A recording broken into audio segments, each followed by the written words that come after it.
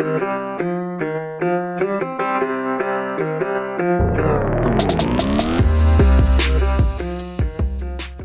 up, everybody? It's Dan, Binder Boneyard, coming at you from the office. It is 2023. I'm getting a late start on these, guys. We have all been down with sickness for, it seems like forever. Just keeps recirculating around here between Josie getting sick, me being sick, the boys being sick, and just one thing after another. It's been kind of hard to sit down and burn one of these out with a voice that is not the familiar nasally drone that you've come to love and expect. Now, there was a little while in there where I sounded like a horse that ate gravel. So, yeah, so we're here. It is a gloomy, gray Sunday. You probably hear the heater running in the background because it's cold. I'm not a cold person. I enjoy warmth. So I'm one of those weirdos that always has to have heat on or 6 layers, whatever. But we're going to segue that into today's topic, which is cooling and maybe a little heating. But first of all, I want to thank everybody for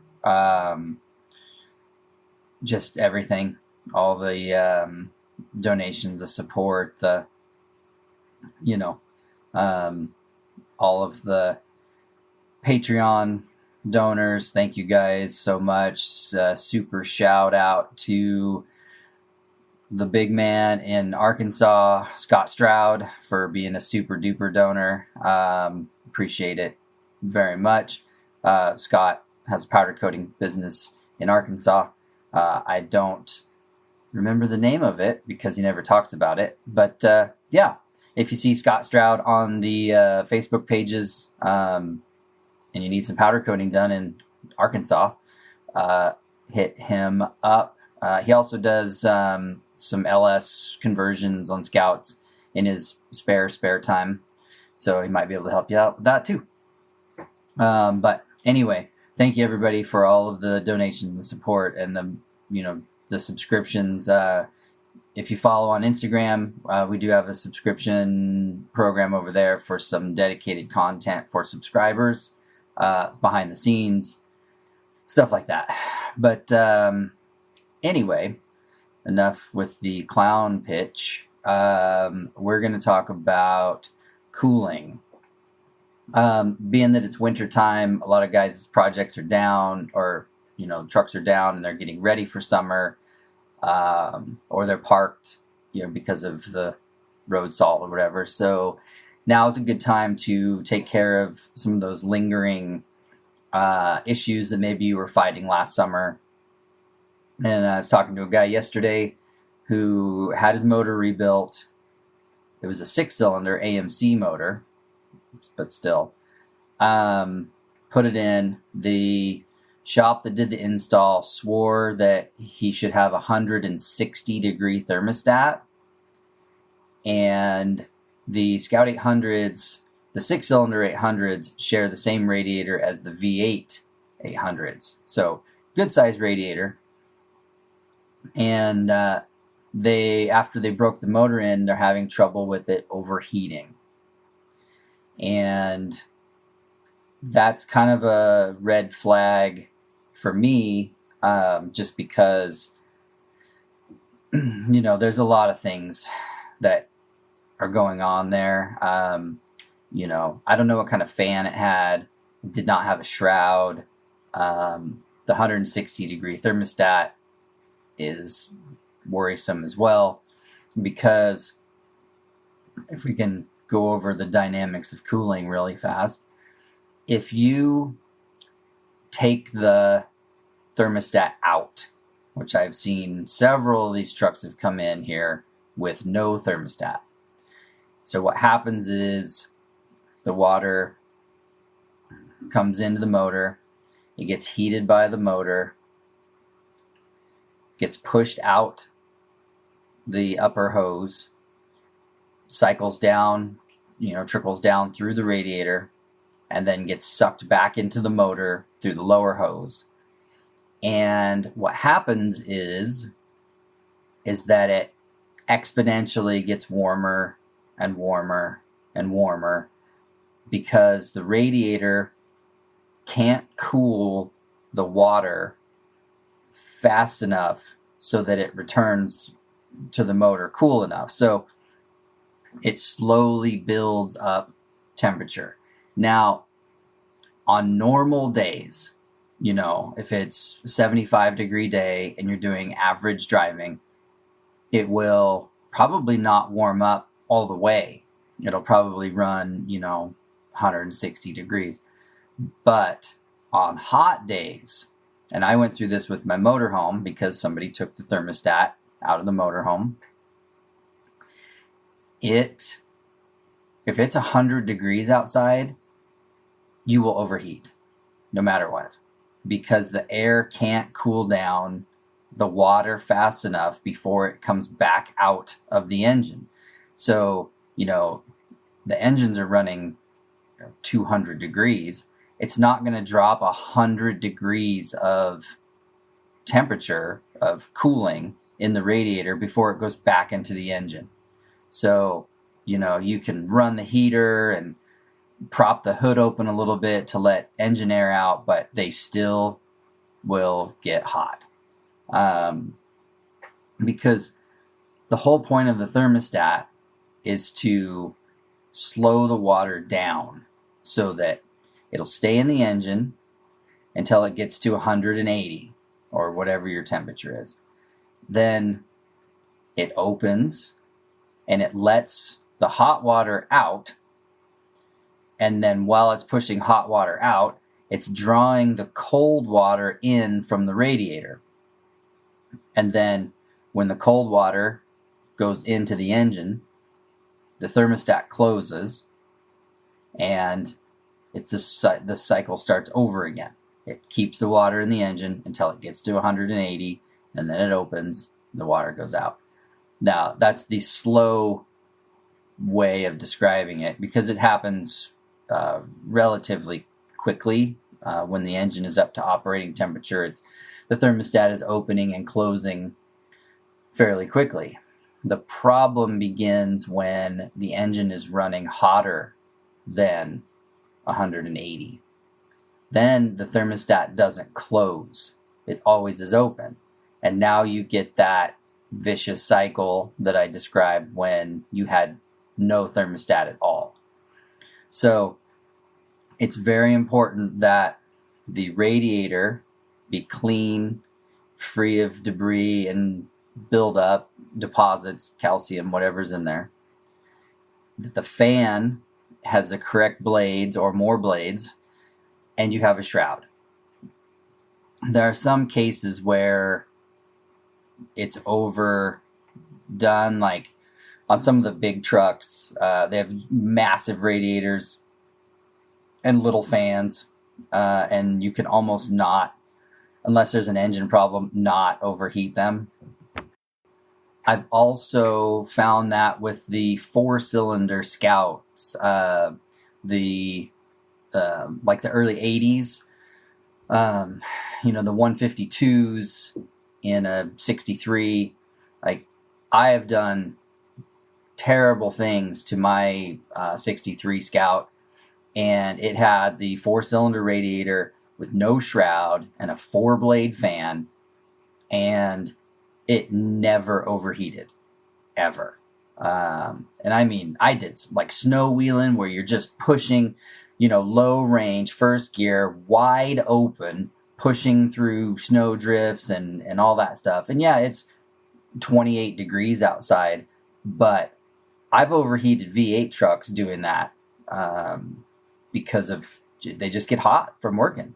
And those little 4-cylinder Scouts, for whatever reason, are like overcooled. And I'm sure some people will argue with me about that. But I guess what I'm saying is it's important to have the radiator be clean, clear, unobstructed, the correct fan, a good shroud. And making sure that as much air as possible can move through that radiator. That's your biggest, the first thing that you need to make sure of, so that when that thermostat is opening and closing, the water it's drawing in is as cool as it can be. So then it can close that thermostat and let it warm up, and then open up and let the water out. A lot of modern cars, aluminum blocked motors, aluminum heads. I think the LS's run a 195 thermostat. So again, it stays in there longer. The water will stay in that motor even longer and then get let out and, hopefully cool off enough. So I always get nervous when guys suggest running a 160 degree thermostat, because it just gives the engine more opportunity to open that thermostat up and leave it open. And then, then you start that vicious cycle again. And I could very well be wrong, but the way it's been described to me and the way it reads in the book and everything like that, I think I'm correct in my understanding. So that's the most important thing. If you're getting perpetual overheating with all that stuff taken care of, you may have to look at your head gasket, or if you have a cracked head or something like that, or a warped head, because head gaskets will notoriously cause overheating just because of exhaust gases getting into the combustion process or the cooling process, or coolant getting into the engine, which that's always bad times. Something else that is overlooked by a lot of people, you don't really think about it, is the engine oil does a fair amount of cooling as well. The engine oil draws quite a bit of the heat out of the engine.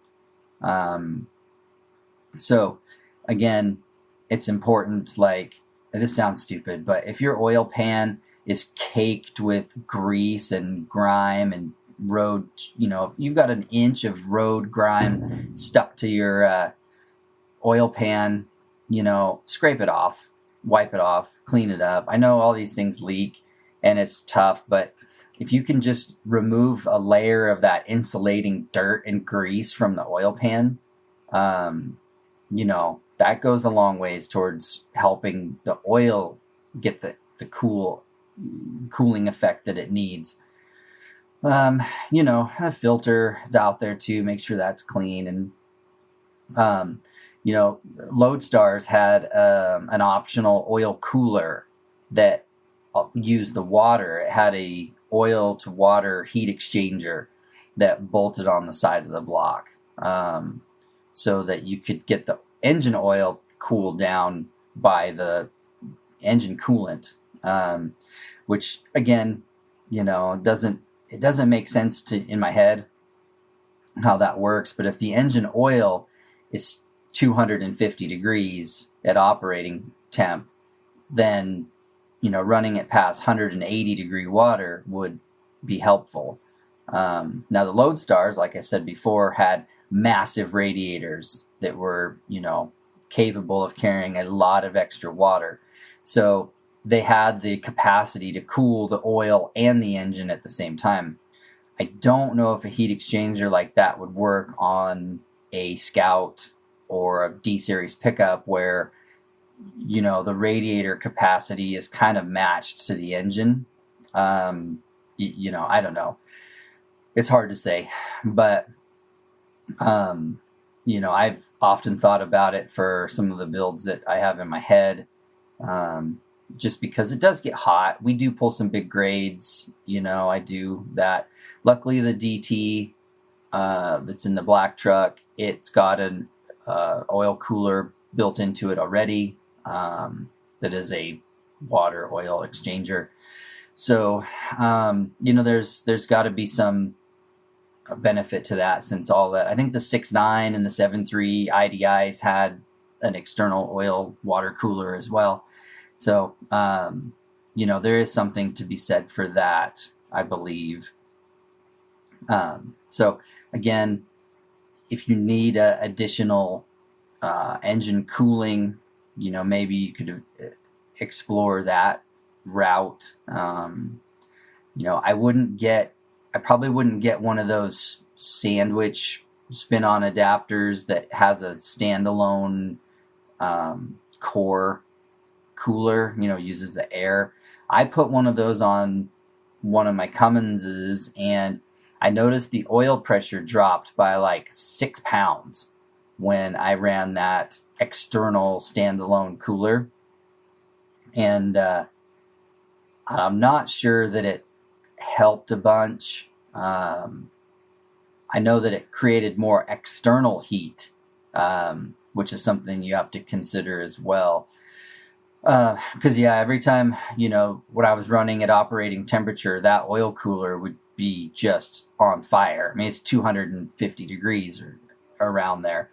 And so nothing else under the hood is that hot. Generally, the radiator is supposed to be at 180 or colder. Same with the heater hoses, all that stuff.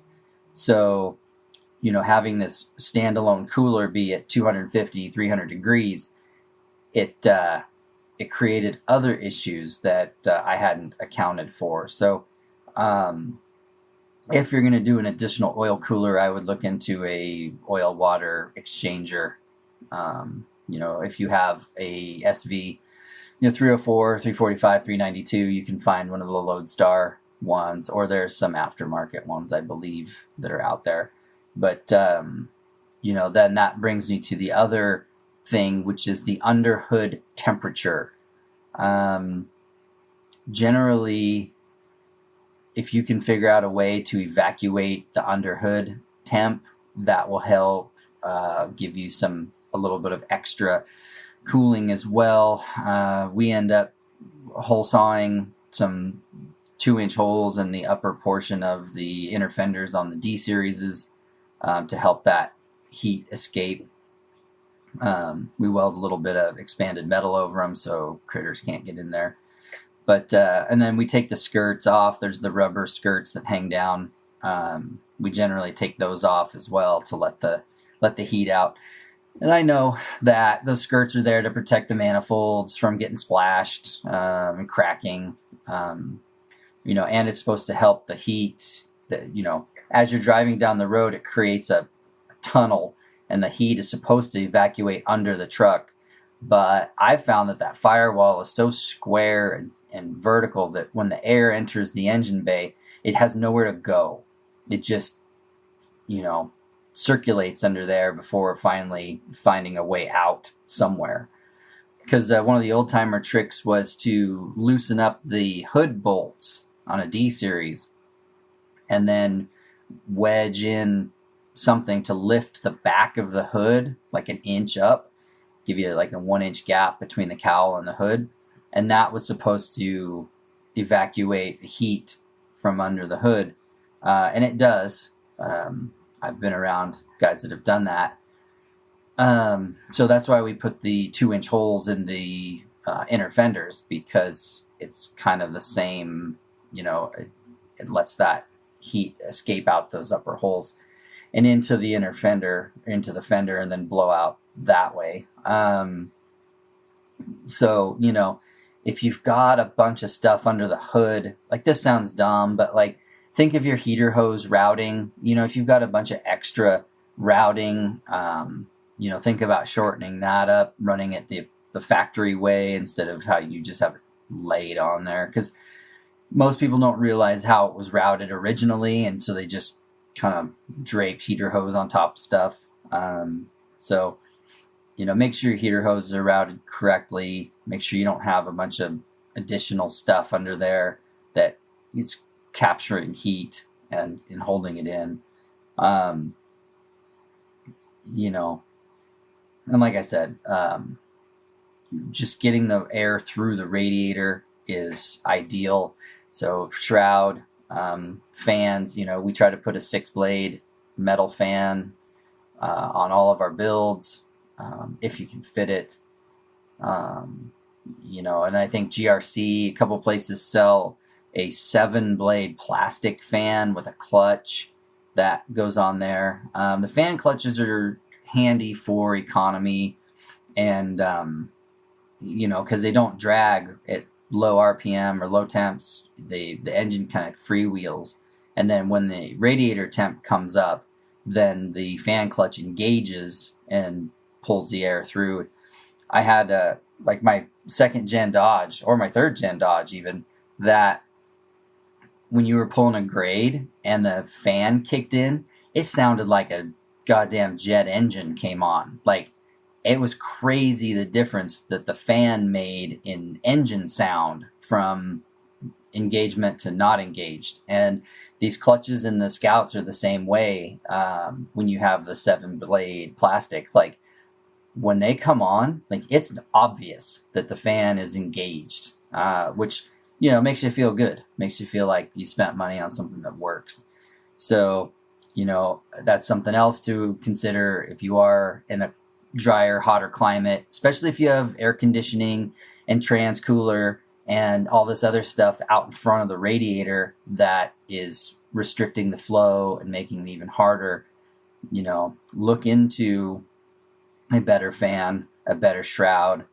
I'm not a super fan of electrics as like helpers.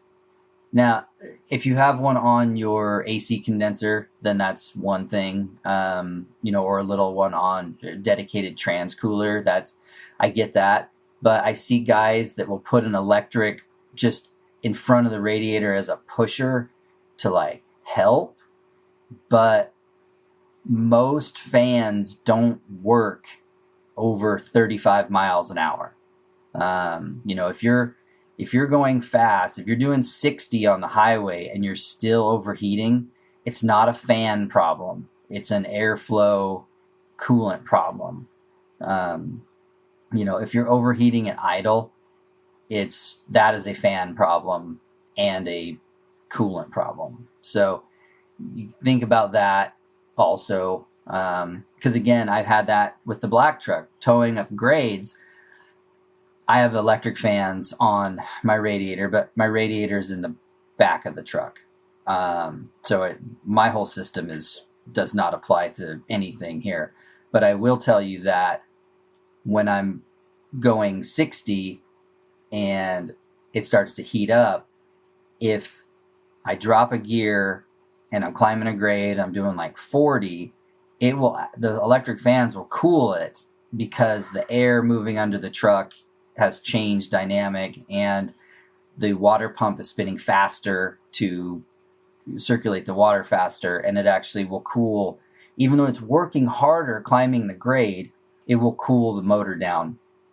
So that brings up the water pump aspect. You need to make sure that the water pump clearance is correct and as tight as it can be to the impeller, as tight as it can be to the body of the water pump housing.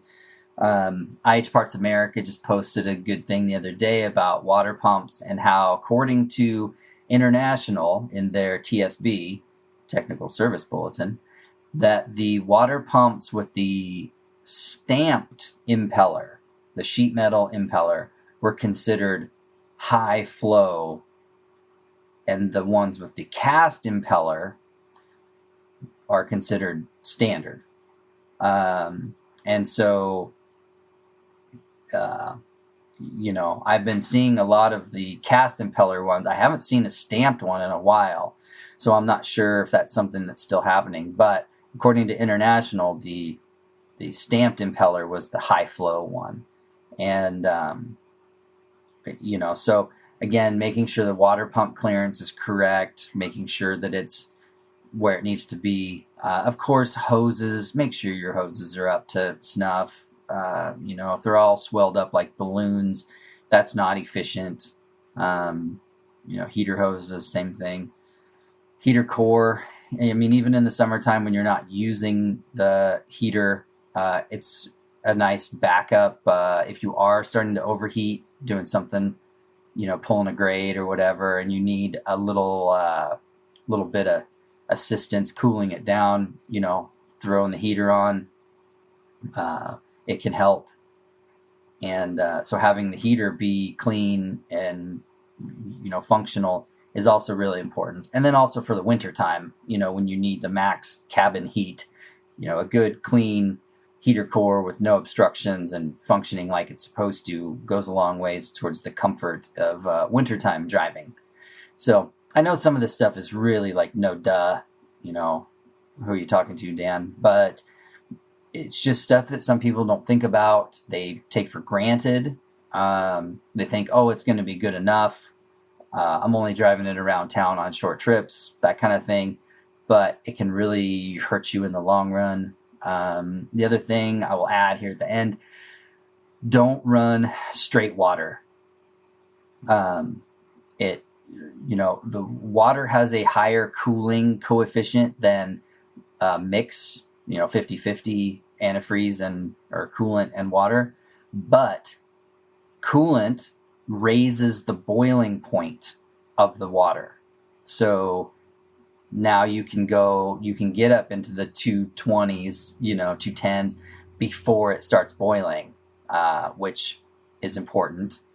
And then finally the radiator cap.